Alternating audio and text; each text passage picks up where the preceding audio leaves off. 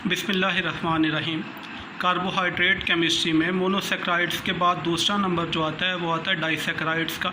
और डाइसेक्राइड्स में होता है कि दो मोनोसेक्राइड सब यूनिट्स जो होते हैं वो आपस में जुड़े हुए होते हैं थ्रू ग्लाइकोसिडिक लिंकेज, और इस लिंकेज के नतीजे में डाइसेक्राइड जो है वो फॉर्म होता है। आप इस बात को यूँ समझ सकते हैं कि आप यूँ समझ लो कि ये एक मोनोसेक्राइड सब यूनिट है, ये दूसरा मोनोसेक्राइड सब यूनिट है, और इनको ड्रा करते हुए मैंने ये ख्याल रखा है कि जो OH ग्रुप्स हैं वो सारे के सारे ओमिट कर दिए हैं just for the sake of simplicity. सिर्फ मैंने वो असेंशियल जगह जो हैं वो ड्रा किए हैं जो लिंकेज को शो करने के लिए जो है वो लाजिम है।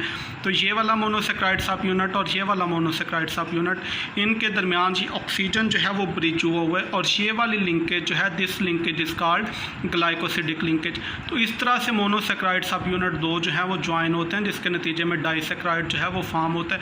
अब ये जो ग्लाइकोसिडिक लिंकेज है ये अल्फ़ा भी हो सकती है, बीटा भी हो सकती है, डिपेंडिंग अपॉन के जो एनोमेरिक कार्बन है उसके ऊपर जो ओरिएंटेशन है वो अल्फ़ा है या बीटा है।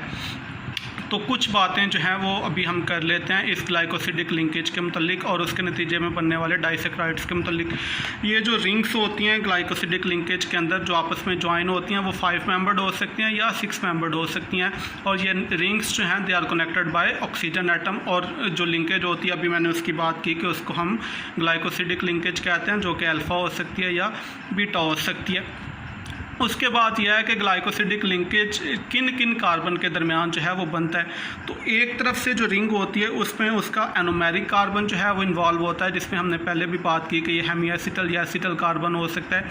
और दूसरी रिंग जो है उसका कोई भी OH कंटेनिंग कार्बन जो है वो होगा, वो किसी भी पोजीशन के ऊपर हो सकता है। मैं रिपीट करता हूँ कि ग्लाइकोसिडिक लिंकेज जो है वो किन कार्बन्स के दरमियान जो है वो बनती है। तो एक तरफ से यानी एक रिंग का जो है इसमें एनोमेरिक कार्बन इन्वॉल्व होता है, और दूसरी रिंग का कोई भी ऐसा कार्बन जो कि OH कंटेन कर रहे होते हैं उन दोनों कार्बन्स के दरमियान जो है वो ग्लाइकोसिडिक लिंकेज बनेगी। अब अभी मैंने रिंग्स की बात की कि ये 5 मेंबर्ड हो सकती हैं या 6 मेंबर्ड हो सकती हैं। 5 मेंबर्ड रिंग में को हम फ्यूरानोस कहते हैं, और जो 6 मेंबर्ड रिंग होती है उसको हम जो है वो पायरानोस कहते हैं। अब उसमें नंबरिंग जो है वो किस तरह से की जाती है, तो जो पायरानोस रिंग होती है उसमें नंबरिंग जो है वो एनोमेरिक कार्बन से स्टार्ट होती है, यानी एनोमेरिक कार्बन जो है वो कार्बन नंबर 1 होता है, जबकि जो फ्यूरानोस रिंग होती है उसमें जो एनोमेरिक कार्बन होता है वो कार्बन नंबर 2 होता है। उससे पहले जो CH2OH वाला कार्बन है वो कार्बन नंबर 1 होता है। एनोमेरिक कार्बन को छोड़ के बाकी वाले जो कार्बन होते हैं उनकी नंबरिंग को डिनोट करने के लिए उसके ऊपर जो है वो प्राइम लगा दिया जाता है, यानी 2 prime 3 prime 4 prime 6 prime and so on.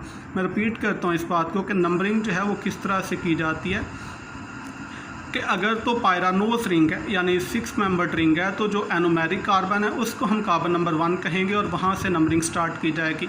और अगर 5 मेंबर्ड रिंग है तो जो एनोमेरिक कार्बन है उसको हम कार्बन नंबर 2 कहेंगे। Numbering will start from CH2OH, और जो एनोमेरिक कार्बन है वो कार्बन नंबर 2 होगा। और दूसरी बात यह है कि एनोमेरिक कार्बन के अलावा बाकी जो कार्बन हैं उनको डिनोट करने के लिए हम उनके ऊपर प्राइम जो है वो लगा देते हैं, जैसे 2 प्राइम 3 प्राइम 4 प्राइम वगैरह।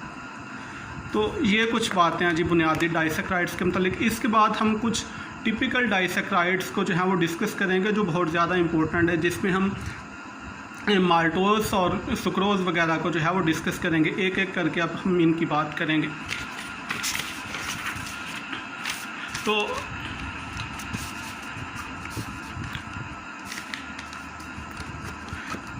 सबसे पहला डाइसेक्राइड जिसके मुतालिक हम बात करेंगे वो माल्टोस है।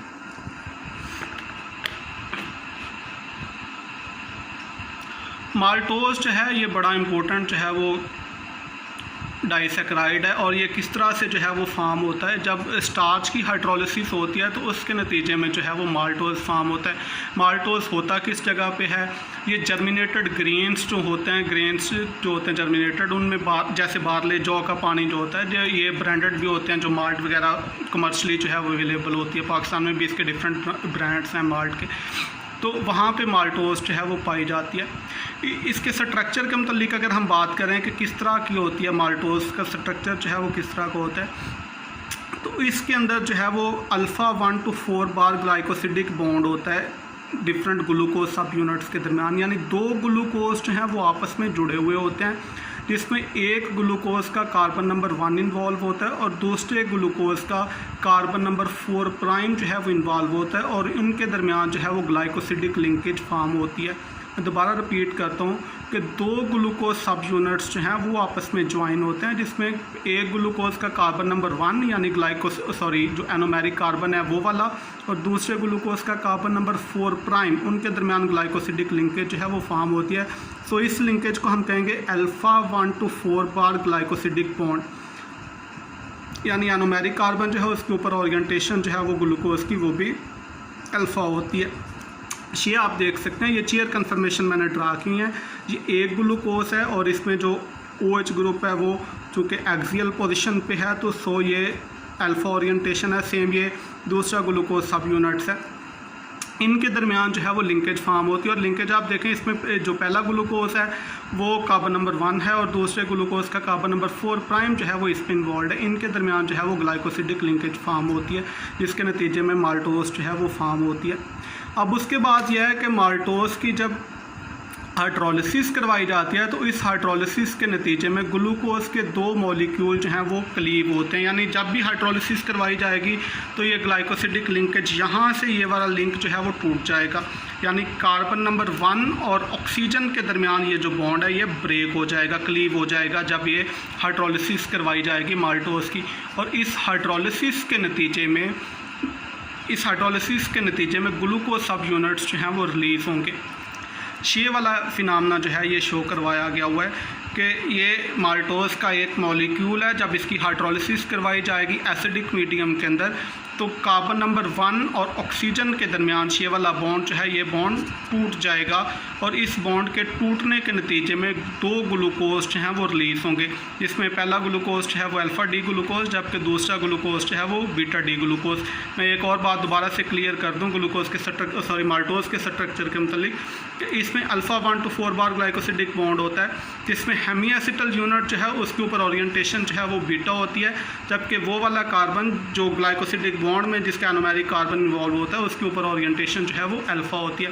सो माल्टोज जब हाइड्रोलाइज होगा तो उसके नतीजे में एक अल्फ़ा डी ग्लूकोज रिलीज़ होगा और दूसरा जो है वो बीटा डी ग्लूकोज जो है वो रिलीज़ होगा।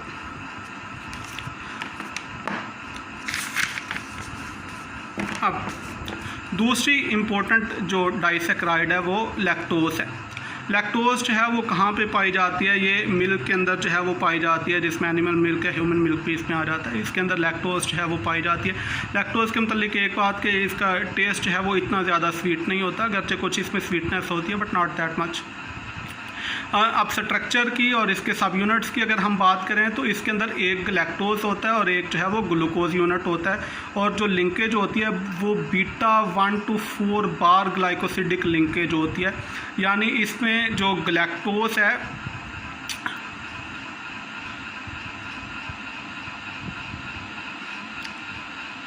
उसका कार्बन नंबर 1 जो है वो इन्वॉल्व होता है, यानी carbon number 1 mean anomeric carbon involve होता है, और जो दूसरा सब यूनिट ग्लूकोज है उसका कार्बन नंबर 4 बार जो है वो इन्वॉल्व होता है। मैं रिपीट करता हूँ कि लैक्टोज का स्ट्रक्चर जो है वो इस तरह से होता है कि इसका एक सब यूनिट ग्लैक्टोज और दूसरा सब यूनिट जो है वो ग्लूकोज होता है। सो ग्लाइकोसिडिक लिंकेज जो है वो बेसिकली फॉर्म होती है ग्लैक्टोज और ग्लूकोज सब यूनिट्स के दरमियान, और इसमें जो ग्लैक्टोज है उसमें ग्लैक्टोज का एनोमेरिक कार्बन और जो ग्लूकोज है उसका कार्बन नंबर 4 प्राइम जो है वो इन्वॉल्व होता है। आप इसमें देख सकते हैं, यानी इसमें लिंकेज जो है वो basically beta 1 to 4 bar linkage होती है। इसमें आप देखो ये ग्लैक्टोज है, ये ग्लैक्टोज है, इसमें ग्लैक्टोज का एनोमेरिक कार्बन इन्वॉल्व है जिसके ऊपर जो है वो बीटा ओरिएंटेशन है, और जो